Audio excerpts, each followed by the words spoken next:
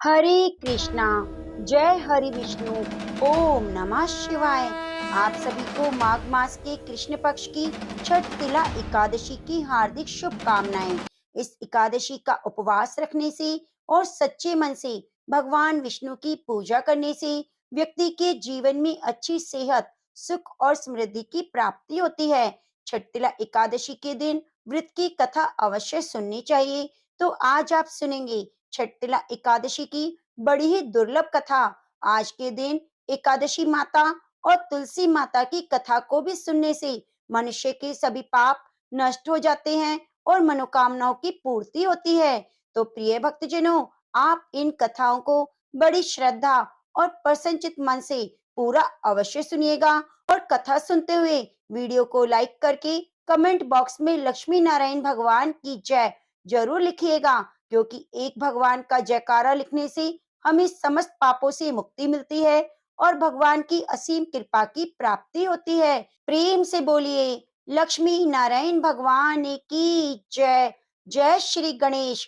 श्री कृष्ण जी के मुख से एकादशी व्रत का महात्म्य सुनकर श्रद्धा पूर्वक उन्हें प्रणाम करते हुए धर्मराज युधिष्ठिर ने कहा, हे केशव, आपके श्री मुख से एकादशी की अनेक कथाएं सुनकर मुझे असीम आनंद की प्राप्ति हुई है। हे मधुसूदन, कृपया अन्य एकादशी का महत्व सुनाने की भी आप कृपा करें। तब भगवान श्री कृष्ण मुस्कुराते हुए धर्मराज से कहने लगे, हे धर्मराज, अब मैं माघ मास के कृष्ण पक्ष की कटिला एकादशी की व्रत कथा को कहता हूँ। तुम इसे ध्यान पूर्वक सुनो। एक समय दालभ्य ऋषि ने पुलस्त्य ऋषि से पूछा, महाराज, पृथ्वी लोक के मनुष्य ब्रह्म हत्या आदि महान पाप करते हैं, पराये धन की चोरी और दूसरे की उन्नति को देखकर ईर्ष्या करते हैं, साथ ही अनेक प्रकार के व्यसनों में फंसे रहते हैं, फिर भी उनको नरक प्राप्त नहीं होता। इसका क्या कारण है? वे न जाने कौन सा दान पुण्य करते हैं जिससे उनके पाप नष्ट हो जाते हैं। यह सब कृपा पूर्वक आप बताइए। पुलस्त्य मुनि कहने लगे, हे महाभाग, आपने मुझसे अत्यंत गंभीर प्रश्न पूछा है। इससे संसार के जीवों का अत्यंत भला होगा। इस भेद को ब्रह्मा, विष्णु, रुद्र, इंद्र आदि भी नहीं जानते, परंतु मैं आपको गुप्त तत्व अवश्य बताऊंगा। माघ मास के लगते ही मनुष्य को स्नान आदि करके शुद्ध रहना चाहिए। इंद्रियों को वश में करके काम, क्रोध, लोभ, मोह, अहंकार, ईर्ष्या और द्वेष आदि का त्याग करके भगवान का स्मरण करना चाहिए। पुष्प नक्षत्र में गोबर, कपास और तिल मिलाकर उसके कंडे बनाने चाहिए। उन कंडों से 108 बार हवन करना चाहिए।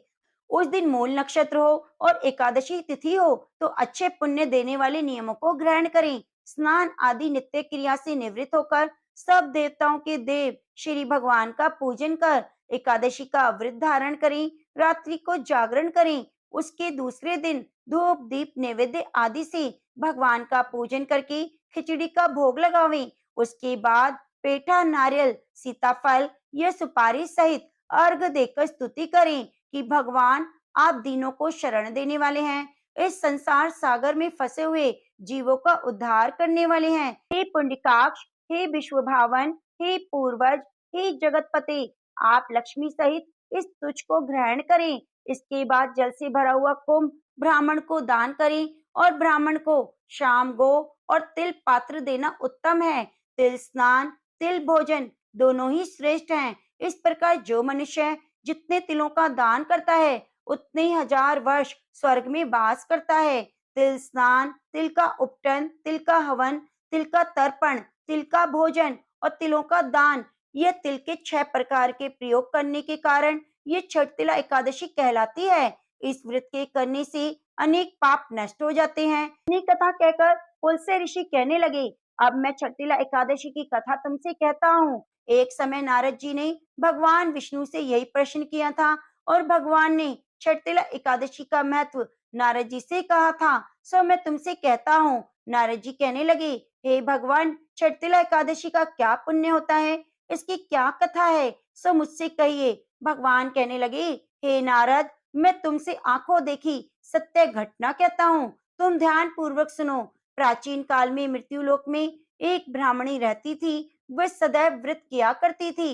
एक समय वह 1 मास तक व्रत करती रही। उससे उसका शरीर अत्यंत दुर्बल हो गया। यद्यपि वह अत्यंत बुद्धिमान थी, तथापि उसने कभी देवताओं और ब्राह्मणों के निमित्त अन्न का दान नहीं किया।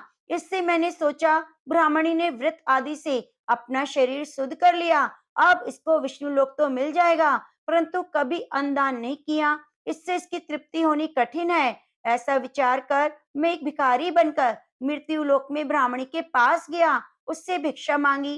वे ब्राह्मणी बोली, महाराज, यहाँ आप किस लिए आए हैं? मैंने कहा, मुझे भिक्षा चाहिए। इस पर उसने एक मिट्टी का ढेला मेरे भिक्षा पात्र में डाल दिया। मैं उसे लेकर स्वर्ग लौट आया। कुछ समय बाद वे ब्राह्मणी भी शरीर त्याग कर स्वर्ग में आ गई। उस ब्राह्मणी को मिट्टी का दान करने से स्वर्ग में सुंदर महल मिला, परंतु उसने अपने घर को अन्न आदि सभी सामग्री से शून्य पाया।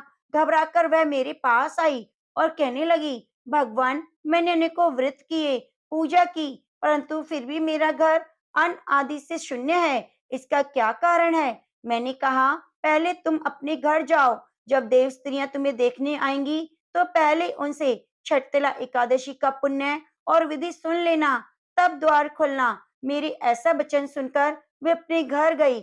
जब देव स्त्रियां आई तो द्वार खोलने के लिए कहा। ब्राह्मणी बोली, आप मुझे देखने आई हैं तो छठतिला एकादशी का महात्म्य कहिए। उनमें से एक देव स्त्री कहने लगी, मैं कहती हूँ। जब ब्राह्मणी ने छठतिला एकादशी का महात्म्य सुना तो उसने अपना द्वार खोला। देवांगनाओं ने उसको देखा कि न तो वह गांधर्वी और न ही आसुरी है, वरन पहले जैसी मानुषी है। तब ब्राह्मणी ने भी उसके कथन अनुसार छठतिला एकादशी का व्रत किया।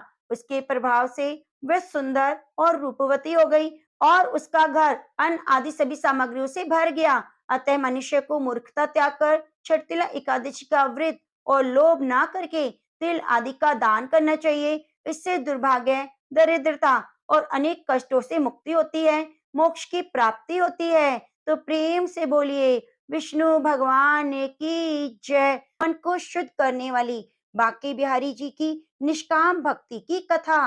तो एक बार प्रेम से बोलिए, ओम नमो भगवते वासुदेवाय। एक भक्त था, वह रोज बिहारी जी के मंदिर जाता, पर मंदिर में भगवान श्री कृष्ण जी की जगह उसे एक ज्योति दिखाई देती। मंदिर में बाकी के सभी भक्त कहते, वाह, आज क्या बिहारी जी हमारे सामने, कृष्ण जी का कितना अच्छा श्रृंगार है, श्री कृष्ण जी का मुकुट ऐसा, उनकी पोशाक ऐसी, वो कितने सुंदर लग रहे हैं। तो भक्त सोचता, अरे श्री कृष्ण जी तो सबको दर्शन देते हैं, पर मुझे क्यों केवल एक ज्योति दिखाई देती है? हर दिन ऐसा होता।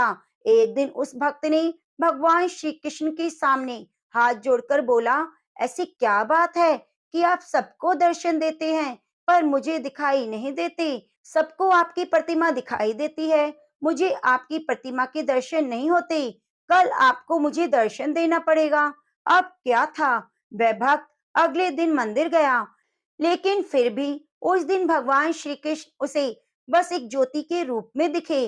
वह बोला, बिहारी जी, अगर कल मुझे आपने दर्शन नहीं दिए तो मैं यमुना जी में डूबकर मर जाऊंगा, अपनी जीवन लीला समाप्त कर दूंगा।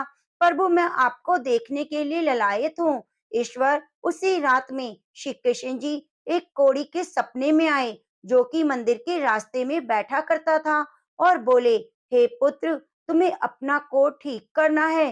वह कोढ़ी बोला, हाँ भगवान, कल्याण करो। भगवान बोले, सुबह मंदिर के रास्ते से एक भक्त निकलेगा, तुम उसके चरण पकड़ लेना और तब तक मत छोड़ना जब तक वह यह ना कह दे कि बाके बिहारी जी तुम्हारा कोढ़ ठीक करें। अब क्या था, अगले दिन वह कोढ़ी रास्ते में बैठ गया। जैसे ही वह भक्त निकला, उसने चरण पकड़ लिए और बोला, पहले आप कहो कि मेरा कोढ़ ठीक हो जाए। वह भक्त बोला, मेरे कहने से क्या होगा, मेरे पैरों को छोड़ दीजिए। कौड़ी बोला, जब तक आप नहीं कहेंगे कि बिहारी जी तुम्हारा कोढ़ ठीक करें, तब तक मैं आपके चरण नहीं छोड़ूंगा। प्रिय भक्तों, वह तो वैसे ही चिंता में था कि बिहारी जी मुझे दर्शन क्यों नहीं दे रहे, ऊपर से ये कौड़ी पीछे पड़ गया। तो वह झुंझलाकर बोला, जाओ, बिहारी जी तुम्हारा कोढ़ ठीक करें, और मंदिर चला गया। मंदिर जाकर क्या देखता है कि बिहारी जी के दर्शन हो रहे हैं। तब वह मंत्र मुग्ध होकर बिहारी जी के मुखड़े को देखने लगा। श्री कृष्ण जी से पूछने लगा, अब तक आप मुझे दर्शन क्यों नहीं दे रहे थे? भगवान बताने की कृपा करें। भगवान कृष्ण अंतर मन में बोल उठे, तुम मेरे निष्काम भक्त हो, आज तक तुमने मुझसे कभी कुछ नहीं मांगा, इसलिए मैं क्या मुंह लेकर तुम्हें दर्शन देता। यहाँ सभी भक्त कुछ न कुछ मांगते रहते हैं, इसलिए मैं उनसे नजर मिला सकता हूँ। पर आज तुमने रास्ते में उस कोढ़ी से कहा कि बिहारी जी तुम्हारा कोढ़ ठीक कर दें, इसलिए मैं तुम्हें दर्शन देने आया हूँ। इस कथा का तात्पर्य यह है कि भगवान की निष्काम भक्ति ही करनी चाहिए। भगवान की भक्ति करके यदि संसार के ही भोग सुख मांगे तो फिर वह भक्ति नहीं, वह तो सौदेबाजी होगी। तो एक बार प्रेम से बोलिए, बाके बिहारी लाल की जय। एक बार नारद मुनि ने पृथ्वी लोक पर राधा नाम की महिमा सुनी और सुना कि वह श्री कृष्ण की सबसे बड़ी भक्त हैं। नारद जी को लगता था कि वह श्री हरि के सबसे बड़े भक्त हैं। अपने मन की शंका का निवारण करने के लिए नारद जी श्री कृष्ण के पास गए। श्री कृष्ण जी तो अंतर्यामी हैं, समझ गए कि नारद जी के मन में क्या शंका चल रही है। श्री कृष्ण जी ने सोचा नारद जी को राधा रानी के प्रेम और भक्ति का अनुभव कराना पड़ेगा। जब नारद जी श्री कृष्ण जी के पास आए तो श्री कृष्ण जी अपना सिर पकड़कर बैठे थे। नारद जी ने श्री कृष्ण जी से पूछा, प्रभु आपको क्या हुआ? तब कृष्ण जी कहने लगे, नारद जी मेरे सर में बहुत दर्द है। नारद जी ने पूछा, प्रभु आपके इस दर्द का निवारण कैसे होगा? तब कृष्ण जी ने कहा, अगर कोई मेरा सच्चा भक्त अपने चरणों को धोकर उसका चरणामृत मुझे पिलाए तो मेरे सिर का दर्द ठीक हो जाएगा। नारद जी सोचने लगे कि मैं श्री हरि का सच्चा भक्त हूँ, लेकिन श्री कृष्ण को अपने चरणों का चरणामृत पिलाने से मुझे नरक तुल्य पाप लगेगा, इसलिए ऐसा पाप मैं अपने सिर नहीं ले सकता। नारद जी ने रुक्मणी से कहा, बाकी रानियों से कहा, लेकिन कोई भी इस पाप को अपने सर लेने को तैयार ना हुआ। नारद जी को राधा रानी की याद आई कि वह भी तो श्री कृष्ण की सच्ची भक्त हैं। नारद जी ने जाकर सारा प्रसंग राधा रानी को सुनाया। राधा रानी ने उसी समय एक बर्तन में जल लेकर अपने चरणों को धोकर और वह जल नारद को दे दिया और कहा, जल्दी से जाकर इसे श्री कृष्ण जी को दे दो। राधा रानी नारद जी से कहने लगी, मैं जानती हूँ कि इस बात के लिए मुझे नरक तुल्य पाप लगेगा। राधा रानी आगे नारद जी से कहती है, श्री कृष्ण के दर्द के निवारण के लिए मैं कोई भी पाप अपने सर पर लेने को तैयार हूँ। नारद जी श्री कृष्ण जी के पास गए तो श्री कृष्ण जी मंद मंद मुस्कुरा रहे थे। अब तक नारद जी समझ गए कि राधा रानी श्री कृष्ण से निश्चल प्रेम करती हैं और उनकी सबसे बड़ी भक्त हैं। श्री कृष्ण जी ने ये सारी लीला मुझे एहसास कराने के लिए रची थी। तो प्रेम से बोलिए, राधा रानी सरकार की जय। एक बार भगवान श्री हरि विष्णु माता लक्ष्मी जी के साथ हरिद्वार में घूम रहे थे। माता लक्ष्मी ने देखा सारे मनुष्य गंगा में नहा नहा कर आ रहे हैं और हर हर गंगे कहते जा रहे हैं, परंतु सभी लोग दुखी और परेशान हैं। तब माता लक्ष्मी ने बहुत ही आश्चर्य से भगवान विष्णु से पूछा, स्वामी गंगा में इतनी बार स्नान करने पर भी इनके पाप और दुखों का नाश क्यों नहीं हुआ? क्या गंगा में अब सत्यता नहीं रही? भगवान विष्णु बोले, गंगा में तो वही सामर्थ्य है, परंतु इन लोगों ने पाप नाशनी गंगा में स्नान किया ही नहीं, फिर इन्हें लाभ कैसे मिलेगा? माता लक्ष्मी ने आश्चर्य से कहा कि स्नान कैसे नहीं किया? सभी तो हमारे सामने नहा नहा कर आ रहे हैं, अभी तक तो इनके शरीर का जल भी नहीं सूखा।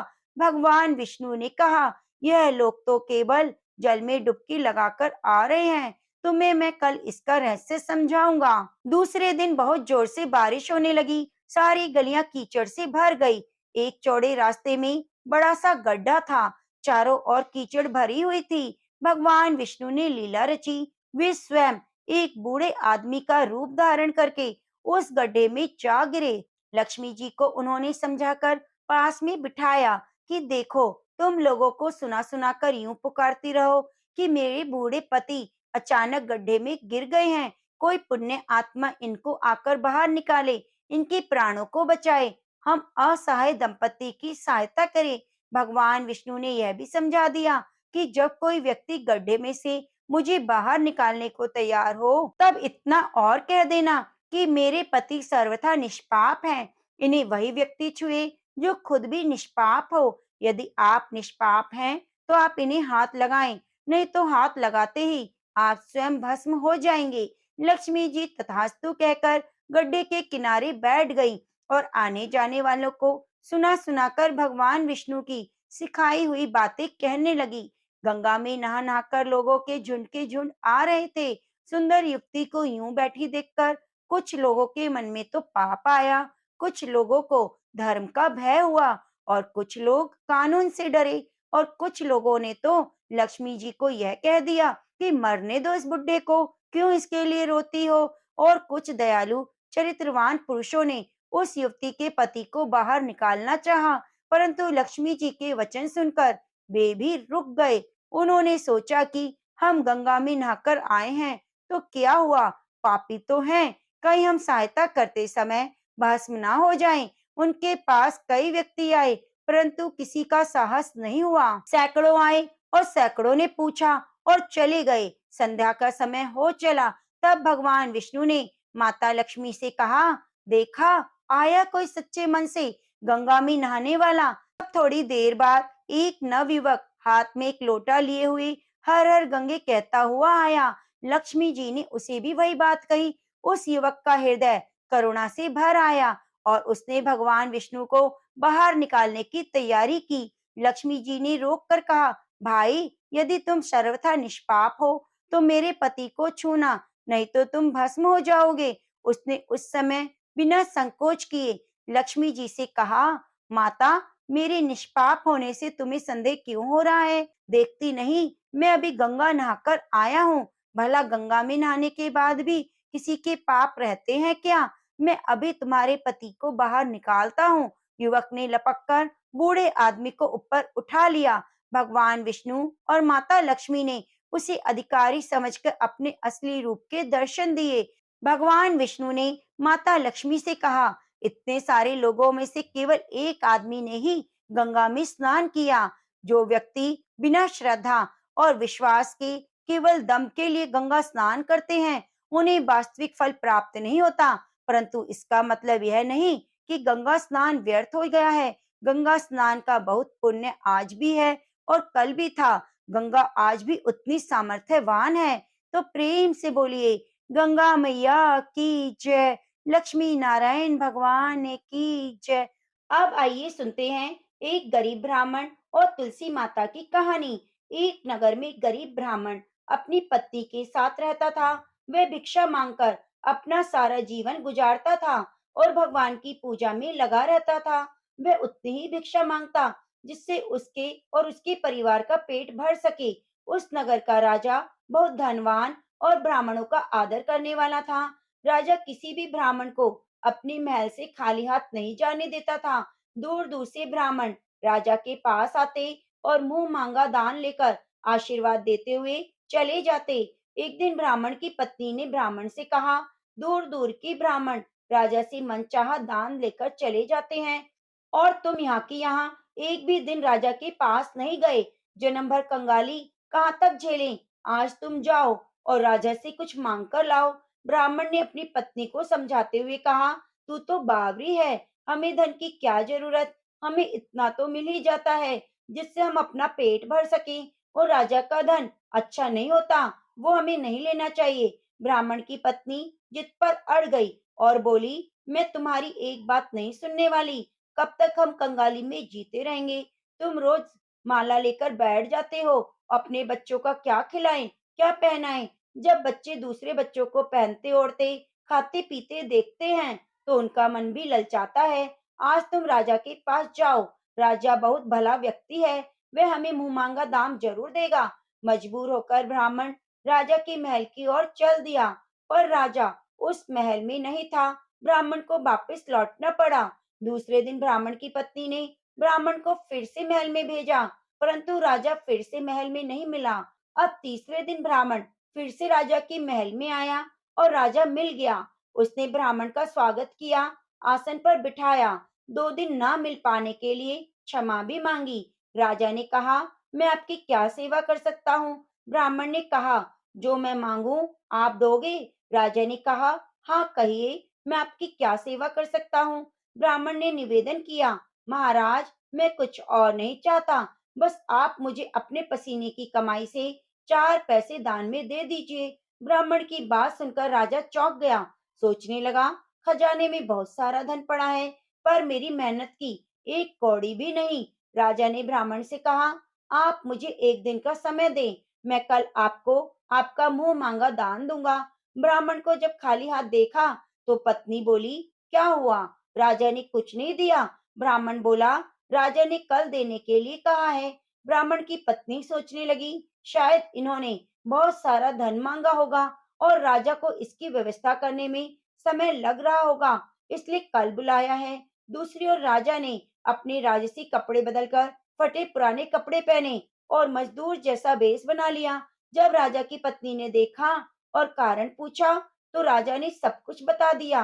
रानी बोली, मैं भी आपके साथ चलूंगी। राजा की हाँ कहने पर रानी भी पुरानी साड़ी पहनकर आ गई। इस प्रकार राजा और रानी मजदूरी की तलाश में शहर से निकले।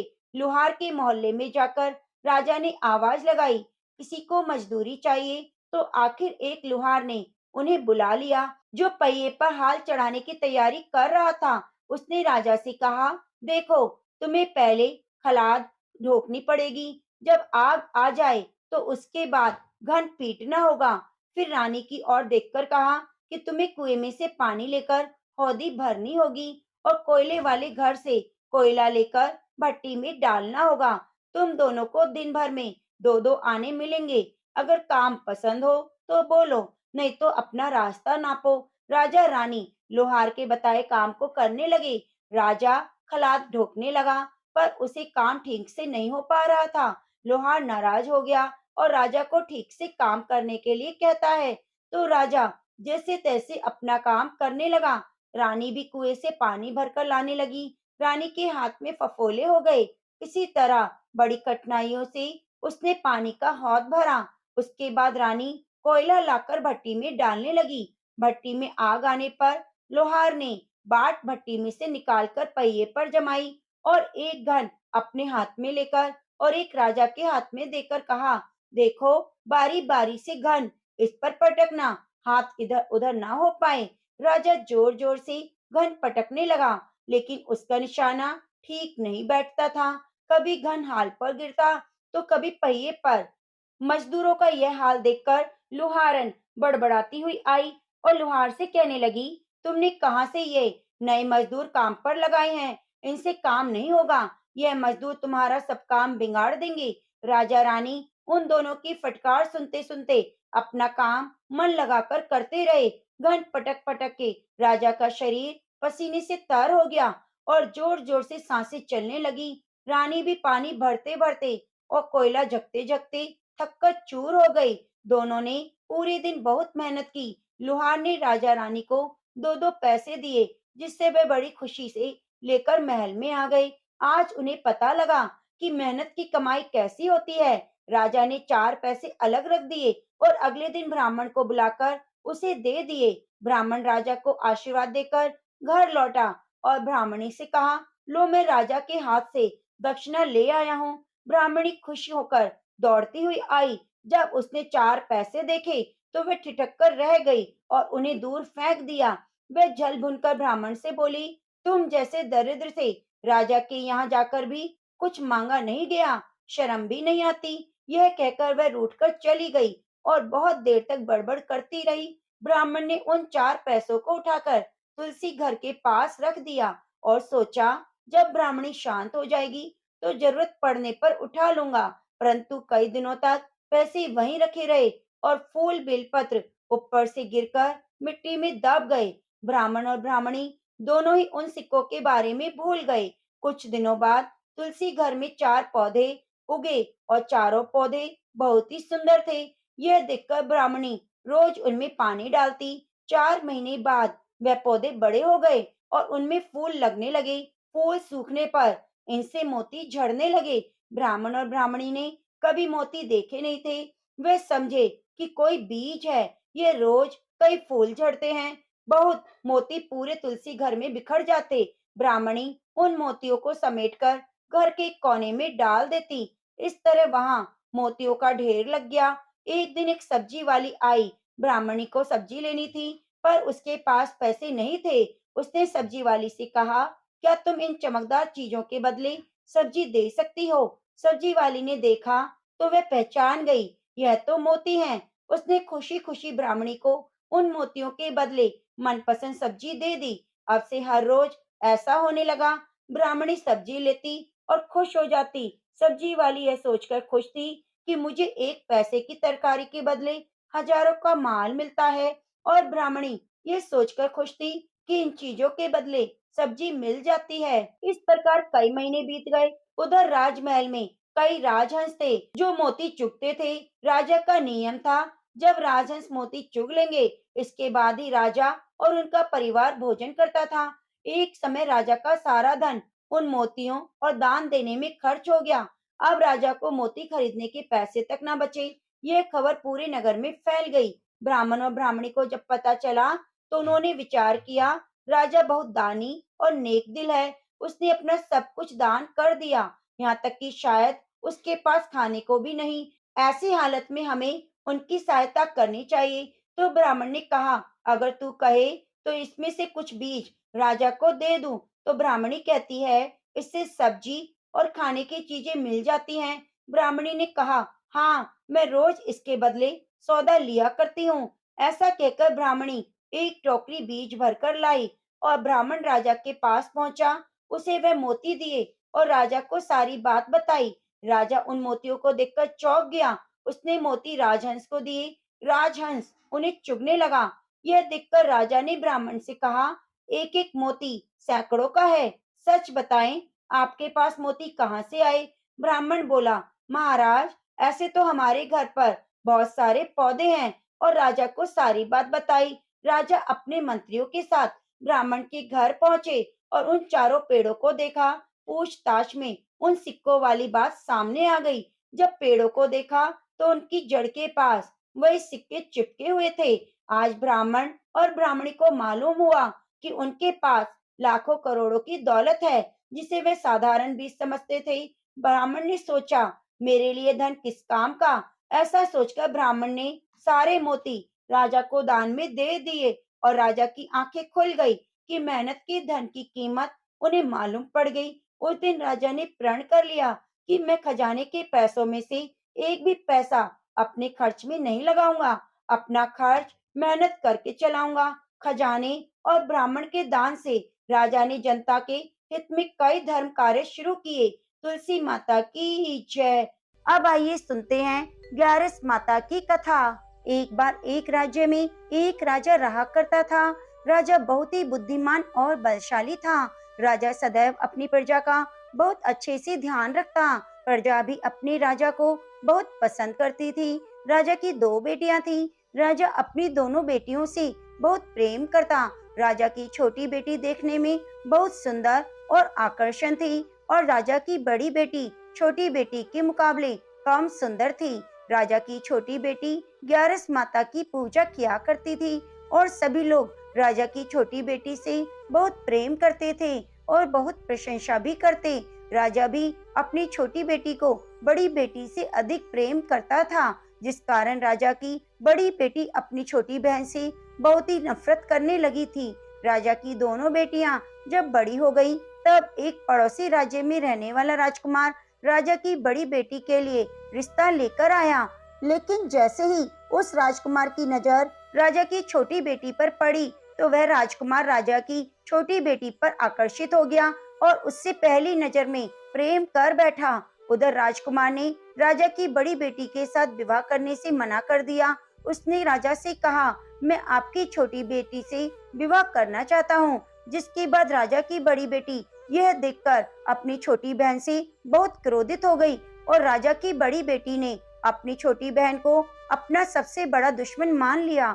राजा की बड़ी बेटी ने अपनी छोटी बहन से बदला लेने का निर्णय किया, जान से मारने की योजना बनाई। राजा की बड़ी बेटी ने अपनी छोटी बहन को मारने के लिए सबसे पहले एक लड्डू में जहर मिलाकर अपनी छोटी बहन को दे दिया। उसको लड्डू खाने को कहा, लेकिन लड्डू खाने के बाद भी छोटी बहन को कुछ नहीं हुआ। बड़ी बहन यह देखकर बहुत आश्चर्यचकित हो गई, लेकिन बड़ी बहन ने हार नहीं मानी और उसने जब रात में छोटी बहन अपने कमरे में सो रही थी, तब एक मटके में सांप रखकर उसके कमरे में छोड़ दिया। लेकिन सांप भी छोटी बहन का कुछ नहीं बिगाड़ पाया। जिसके बाद बड़ी बहन ने अपनी छोटी बहन से कहा, चलो हम लोग कुएं पर पानी भरकर लाते हैं। जिसके लिए वह अपनी छोटी बहन को पानी भरने के बहाने कुएं के पास ले गई और उसमें अपनी छोटी बहन को धक्का दे दिया। लेकिन छोटी बहन को तब भी कुछ नहीं हुआ, क्योंकि हर बार ग्यारस माता उसकी रक्षा कर रही थी। उधर बड़ी बहन अपने सारे प्रयासों के बाद असफल हो रही थी, जिससे वे बहुत क्रोधित होती जा रही थी। फिर उसने अपनी छोटी बहन के पास जाकर खुद ही पूछा, मेरी छोटी बहन, तुमको पता है भगवान ने सबकी मृत्यु एक निश्चित समय पर लिखी हुई है, और कैसे तुम्हारी मृत्यु होगी, क्या तुम ये जानती हो? तब छोटी बहन ने अपनी बड़ी बहन को बताया, हाँ मैं जानती हूँ, मेरी मृत्यु कैसे होगी। छोटी बहन से यह बात सुनकर बड़ी बहन मन ही मन बहुत प्रसन्न होने लगी और उसने अपनी छोटी बहन से कहा, मुझे अपनी मृत्यु का राज बताओ। छोटी बहन ने अपनी बड़ी बहन से कहा, मेरी मृत्यु तो एक तोते में है, जो तोते के गले में एक हार है, उसी से मेरी मृत्यु होगी। जब तक कोई व्यक्ति तोते को मारकर वह हार अपने गले में पहनेगा तो मैं मूर्छित हो जाऊंगी। जैसे उस हार को अपने गले से उतारेगा, मैं वापस जीवित हो जाऊंगी। अपनी छोटी बहन की मृत्यु का राज जानकर बड़ी बहन बहुत खुश हो गई। उसने अपनी छोटी बहन को मारने के लिए उसके पालतू तोते को ढूंढना शुरू कर दिया और छोटी बहन को इस बात का आभास हो गया था कि कोई उसकी जान लेना चाहता है, जिसके लिए वह अपने पिताजी के पास गई। उसने अपने पिताजी से कहा, पिताजी, मेरी मृत्यु के बाद आप मुझे जलाइएगा मत, बल्कि आप मुझे पुरानी हवेली में एक पलंग पर लिटाकर छोड़ दीजिएगा। अपनी छोटी लड़की की यह बात सुनकर राजा बहुत ही आश्चर्यचकित हुए। राजा ने अपनी छोटी बेटी से पूछा, बेटी तुम ये क्या कह रही हो? तब राजा की छोटी बेटी ने बताया, पिताजी, समय किसी के लिए नहीं रुका, कब क्या हो जाए किसी को नहीं पता। और फिर राजा ने अपनी छोटी बेटी से कहा, तुम ऐसी बातें क्यों कर रही हो? 2-3 दिन में तो तुम्हारा विवाह है। लेकिन छोटी बेटी ने अपने पिताजी को ऐसा करने पर मजबूर कर दिया, उनसे वचन ले लिया। राजा ने भी अपनी छोटी बेटी की बात स्वीकार कर ली और 2-3 दिनों के बाद जब शादी का समय आया, तब राजकुमार बारात लेकर राजा के घर आया। राजकुमार और राजा की छोटी बेटी का विवाह शुरू हो गया। जैसे ही राजा की छोटी बेटी राजकुमार के साथ फेरे लेना शुरू करती है, तो उसकी बड़ी बहन अपनी छोटी बहन के कमरे में जाकर उसके तोते को पकड़ लेती है और उसको जान से मार देती है। तोते के गले में जो हार था, उसे अपने गले में धारण कर लेती है। जैसी बड़ी बहन उस हार को अपने गले में धारण करती है, उधर छोटी बहन 3.5 फेरे ही ले पाती है और वहीं पर बेहोश होकर गिर जाती है। जिसके बाद राजा ने बड़े बड़े हकीमों को बुलाया और छोटी बेटी का इलाज करने को कहा। राजा की बात सुनकर वैद्य ने बेटी को जब जांचा, तो राजा को बताया कि आपकी छोटी बेटी ना तो जीवित है और ना ही मरी है। ऐसा मैं पहली बार देख रहा हूँ। राजा ने वैद्य और हकीम को यह बात बाहर बताने से मना कर दिया। उनको कहा, अगर तुमने ये बात किसी को बताई तो हम तुम्हें फांसी दे देंगे। राजा ने अपनी छोटी बेटी को पुराने महल में जाकर एक पलंग पर लिटा दिया और वहाँ पर कुछ सैनिक तैनात कर दिए। अपने महल में आ गया। राजा की बड़ी बेटी अपने पिताजी के पास आई और कहने लगी, पिताजी, अगर ये शादी संपन्न नहीं हुई तो आपकी इज्जत का क्या होगा? आप कहें तो मैं आपकी इज्जत रखने के लिए राजकुमार से शादी करने को तैयार हूँ। जिसके बाद राजा ने अपनी बड़ी बेटी की बात मान ली और राजा ने बड़ी बेटी को छोटी बेटी के कपड़े पहनाकर मंडप पर बिठा दिया। लेकिन राजकुमार ये जान गया कि राजा की छोटी बेटी नहीं है, बल्कि राजा की बड़ी बेटी है। लेकिन जब राजकुमार ने शादी करने से मना किया, तो सभी लोगों ने राजकुमार को विवश करके राजा की बड़ी बेटी से बचे हुए फेरों को संपन्न करा दिया और विवाह करा दिया। जिसके बाद राजकुमार राजा की बड़ी बेटी को अपने महल में ले गया। राजकुमार राजा की बड़ी बेटी से न तो बात करता था, न पसंद करता था, न ही उसके आसपास भटकता था। राजकुमार ने फैसला लिया कि वह अपनी प्रेमिका को ढूंढकर रहेगा, जानकर रहेगा कि उसके साथ क्या हुआ। एक दिन राजकुमार अपने घोड़े पर सवार होकर राजा के पुराने महल के पास पहुंच गया, जहां पर उसने कुछ सैनिकों को देखा। महल के पास पहुंचकर राजकुमार ने जब महल को ध्यान से देखा, तो वह समझ गया, यह तो हमारे ससुर जी का महल है। तब राजकुमार ने सैनिकों से पूछा, तुम लोग यहाँ क्या कर रहे हो? इस महल के अंदर उस पलंग पर कौन लेटा है? जिसके बाद सैनिकों ने बताया, यहाँ पर राजा की छोटी बेटी लेटी है। यह सुनकर राजकुमार बहुत ही प्रसन्न हो गया और वह तुरंत अपनी प्रेमिका के पास पहुंच गया और उसकी सेवा करने लगा। जैसे ही रात हुई तो राजा की छोटी बेटी उठ खड़ी हो गई। राजकुमार यह देखकर बहुत खुश हो गया। उसने अपनी प्रेमिका से पूछा, तुम यह क्या कर रही हो? तुम मेरे साथ घर चलो।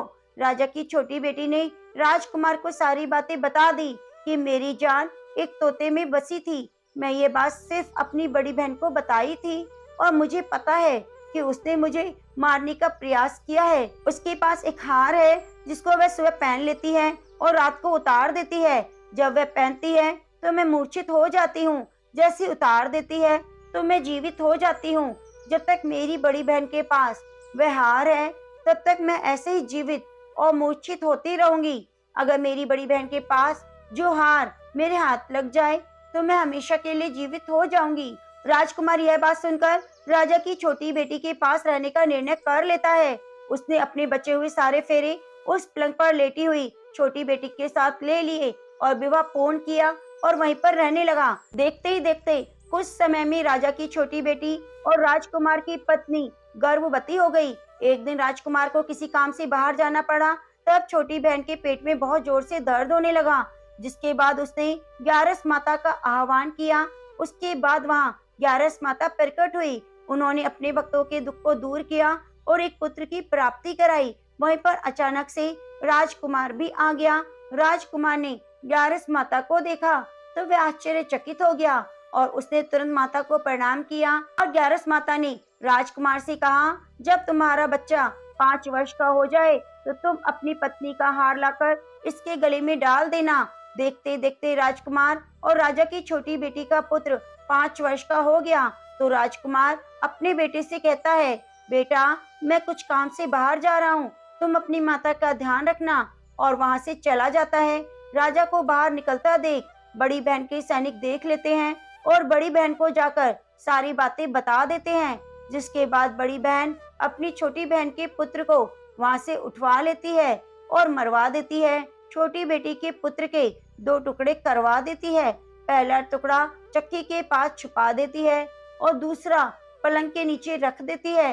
अब ग्यारस माता भिखारी का रूप लेकर आई। एक भिखारी का रूप रखकर बड़ी बहन के पास चली गई।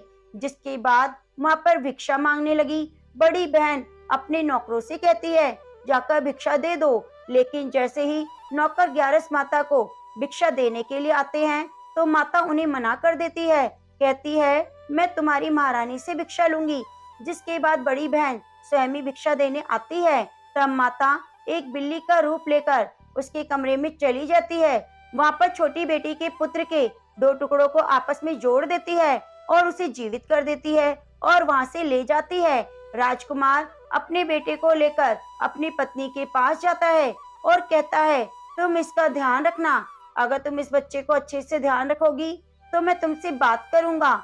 एक दिन राजकुमार अपने बेटे से कहता है कि तुम मम्मी से उसके गले का हार मांग लो। जिसके बाद राजकुमार का लड़का अपनी मम्मी के पास जाता है और कहता है कि मुझे तुम्हारा हार चाहिए जो तुमने गले में पहन रखा है। यह सुनकर पहले तो बड़ी बहन बहुत क्रोधित होती है, पर उसको याद आता है कि राजकुमार ने कहा था, अगर मैं इसको अच्छे से ध्यान रखूंगी तो वह मुझसे बात करेंगे। इसके कारण वह हार उस बच्चे को दे देती है और वह तुरंत हार ले जाकर अपने पिताजी को दे देता है। तभी राजकुमार अपने बेटे को लेकर वहां से जाने लगता है और अपनी पत्नी से कहता है कि तुम हमारे लिए खाना बनाकर रखना, मैं शाम को आकर तुम्हारे साथ खाऊंगा। वह अपने बेटे को लेकर वहां से चला जाता है। जिसके बाद राजा के पास जाता है और सारी बातें बता देता है। राजा अपनी बड़ी बेटी के करतूत सुनकर क्रोधित होते हैं और अपनी परवरिश पर दोष लगाते हैं और राजकुमार को अपनी छोटी बेटी के साथ रहने का आदेश दे देते हैं। तो प्रेम से बोलिए, ग्यारस माता की जय। अब आइए सुनते हैं एकादशी माता की आरती। ओम जय एकादशी माता, मैया जय एकादशी माता, विष्णु पूजा वृत्ति को धारण कर शक्ति मुक्ति पाता। ओम जय एकादशी माता, तेरे नाम गिनाऊं देवी, भक्ति प्रदान करणी, माता भक्ति प्रदान करणी, गण गौरव की देनी माता, शास्त्रों में वर्णी। ओम जय एकादशी माता, मार्ग शीर्ष के कृष्ण पक्ष की उत्पन्ना, विश्व तारिणी जन्मी, शुक्ल पक्ष में हुई मोक्षदा, मुक्तिदाता बनी आए। ओम जय एकादशी माता, पोष के कृष्ण पक्ष की सफला नामक है, शुक्ल पक्ष में होए पुत्रदा, आनंद अधिक रहे। ओम जय एकादशी माता, नाम छठ तिला माघ मास में कृष्ण पक्ष आवे, शुक्ल पक्ष में जया कहावे, विजय सदा पावे। ओम जय एकादशी माता, विजया फागुन कृष्ण पक्ष में शुक्ला आमल की, पाप मोचिनी कृष्ण पक्ष में चैत्र महाबली की। ओम जय एकादशी माता, चैत्र शुक्ल में नाम कामदा, धन देने वाली, नाम बरुथन कृष्ण पक्ष में वैशाख महावाली। ओम जय एकादशी माता, शुक्ल पक्ष में होए मोहिनी, अपराजिष्ट कृष्ण पक्षी, नाम निर्जला सब सुख करणी, शुक्ल पक्ष राखी। ओम जय एकादशी माता, योगिनी नाम आषाढ़ में जानो, कृष्ण पक्ष करणी, देव शैनी नाम कहायो, शुक्ल पक्ष धरणी। ओम जय एकादशी माता, कामिका श्रावण मास में आवे, कृष्ण पक्ष कहिए, श्रावण शुक्ला होए पवित्रा, आनंद से रहिए। ओम जय एकादशी माता, अजा भाद्रपद कृष्ण पक्ष की परिवर्तनी शुक्ला, इंदिरा अश्विन कृष्ण पक्ष में व्रत से भव सागर निकला। ओम जय एकादशी माता, पापांकुशा है शुक्ल पक्ष में आप हरणिहारी, रमा मासी कार्तिक में आवे, सुखदायक भारी।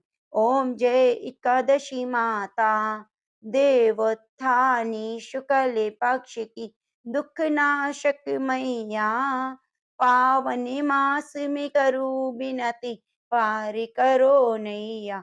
ओम जय एकादशी माता, परिमा कृष्ण पक्ष में होती, जन मंगल करनी, शुक्ल मास में हुई पद्मिनी, दुखदार दिहरणी।